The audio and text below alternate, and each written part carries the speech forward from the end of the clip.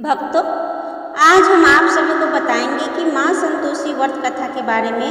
तो आप लोग इस वीडियो को पूरा देखिएगा। तो भक्तों, धार्मिक से जुड़ी हुई वीडियो देखने के लिए हमारे चैनल आलोक अर्चना भजन को सब्सक्राइब जरूर करें और कमेंट में जय माँ संतोषी लिखें। जय संतोषी माता। शुक्रवार शक्ति की देवी संतोषी माता का दिन होता है।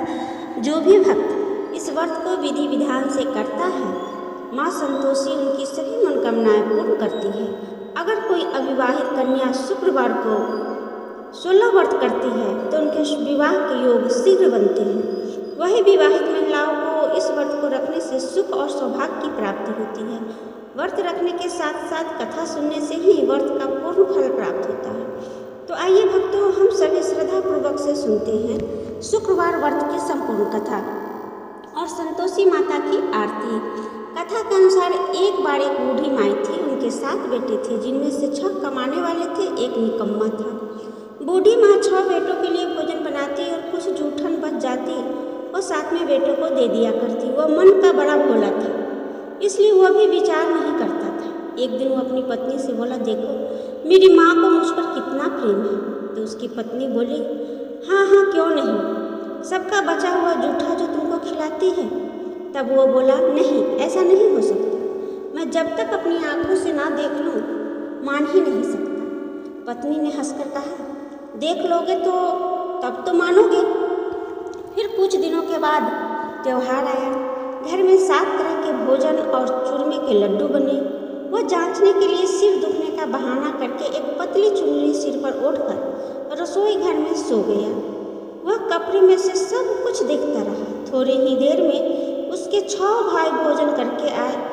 उसने देखा माँ ने उनके लिए सुंदर आसन बिछाकर तरह तरह के भोजन परोसे और आग्रह करके उनको भोजन कराया। वो लेटा हुआ सब कुछ देखता रहा। 6 बेटे ने भोजन करके उठ गए। तब माँ ने उनकी जूठी थालियों में से लड्डुओं के टुकड़े उठाकर एक लड्डू बनाया। सारी जूठन साफ करके बूढ़ी माँ ने उसे पुकारा, बेटा 6 भाई भोजन करके चले गए, अब तू ही बाकी है, उठ, तू कब खाएगा। तब वो कहने लगा, माँ मुझे भोजन नहीं करना, मुझे भूख नहीं है, अब मैं परदेश जा रहा हूँ। माँ ने कहा, कल जाता हो तो आज ही चला जा। वह बोला, हाँ हाँ आज ही जा रहा हूँ। ऐसा कहकर वह दुखी मन से घर से निकल गया। चलते समय उसने अपनी पत्नी की याद आई।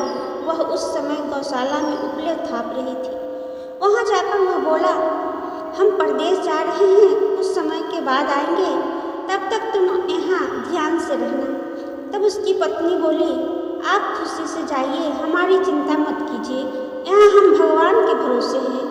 आप अपनी कोई निशानी मुझे दे जाइए ताकि मैं तुम्हें याद करती रहूँ और तुम भी मेरी कोई निशानी ले जाओ ताकि तुम भी मुझे कभी न भूलो। तब वह बोला, मेरे पास तो कुछ नहीं है, यह अंगूठी है, यही ले लो और अपनी कोई निशानी मुझे दे दो। वह बोली, मेरे पास क्या है, यह गोबर भरा हाथ है। यह कहकर उसकी पीठ पर उसने गोबर की हाथ की थाप मार दी। फिर वहाँ से चल दिया। चलते चलते दूर देश पहुँच गया। वहाँ एक साहूकार की दुकान थी। दुकान पर जाकर वह कहने लगा, भाई मुझे नौकरी पर रख लो, साहूकार को ज़रूरत थी। वह बोला, रह जा। लड़के ने पूछा, तनख्वाह क्या दोगे।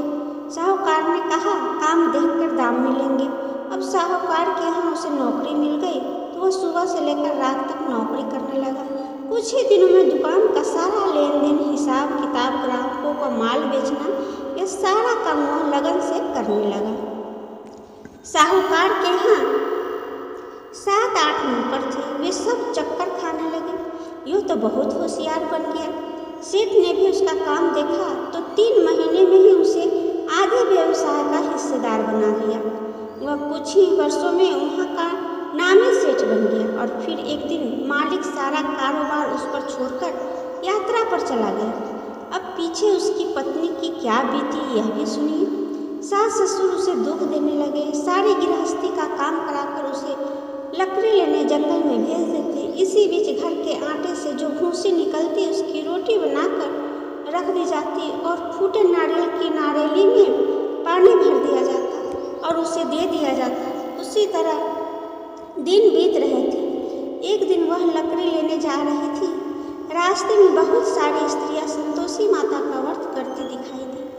वह वहाँ खड़ी होकर कथा सुनने लगी और पूछने लगी, बहनों, तुम यह किस देवता का व्रत कर रही हो और इसको करने से क्या फल मिलता है? इस व्रत को करने की क्या विधि है? यह तुम अपने इस व्रत का विधान मुझे समझा कर कहोगी तो मैं तुम्हारा बड़ा एहसान मानूंगी। तब उनमें से एक स्त्री बोली, सुनो, यह संतोषी माता का व्रत है। इसको करने से निर्धनता और दरिद्रता का नाश होता है, घर में लक्ष्मी आती है, मन की चिंताएं दूर होती है, घर में सुख होने से मन को प्रसन्न और शांति मिलती है, निपुति को पुत्र मिलता है, पति बाहर गया हो तो शीघ्र घर आ जाता है, कुमारी कन्या को मनपसंद वर मिल जाता है, राजद्वार में बहुत दिनों से मुकदमा चल रहा हो तो वह खत्म हो जाता है, कलह कलेश दूर होकर घर में सुख शांति का वास होता है, घर में धन जमा हो जाता है, पैसा जायदाद का लाभ होता है, रोग दूर हो जाता है और कुछ मन में कामना हो तो संतोषी माता की कृपा से पूरी हो जाती है।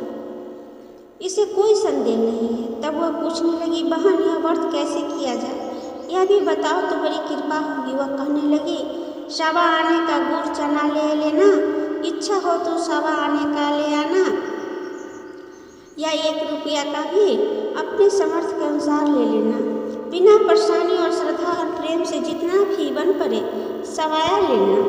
प्रत्येक शुक्रवार को निराहार रहकर कथा सुनना, इसके बीच क्रम टूटे नहीं, लगातार नियम पालन करना। सुनने वाला कोई ना मिले तो घी का दीपक जलाकर उसके आगे जल के कलश को रखकर सामने बैठकर कथा कहना, परंतु नियम ना टूटे। जब तक कार्य सिद्ध ना हो नियम का पालन करना और कार्य सिद्ध हो जाने पर व्रत का उद्यापन करना।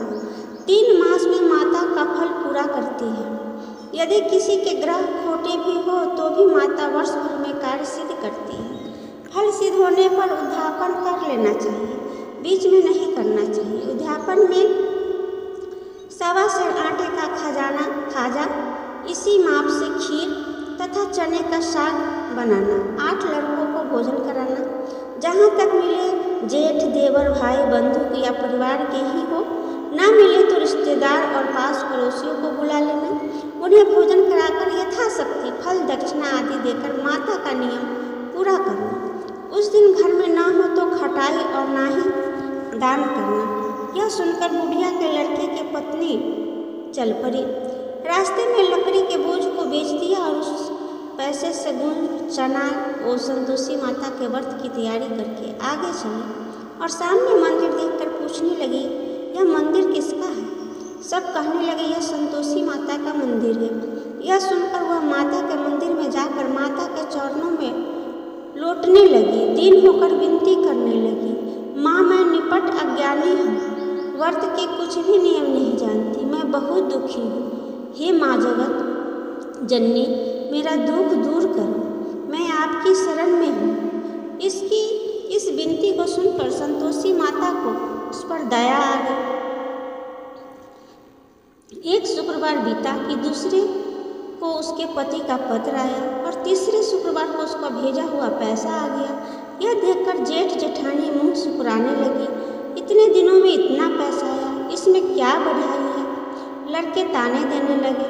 अब तो काफी के पास पत्र आने लगे, रुपये आने लगे। अब तो काकी की खातिर बढ़ेगी, अब तो काकी बोलने से भी नहीं बोलेगी। बेचारी सीधी सादी थी, कहती, भैया कागज आवे, रुपया आवे, हम सभी के लिए तो अच्छा है। ऐसा कहकर आंखों में आंसू भरकर संतोषी माता के मंदिर में आकर मातेश्वरी के चरणों में गिरकर वह रोने लगी।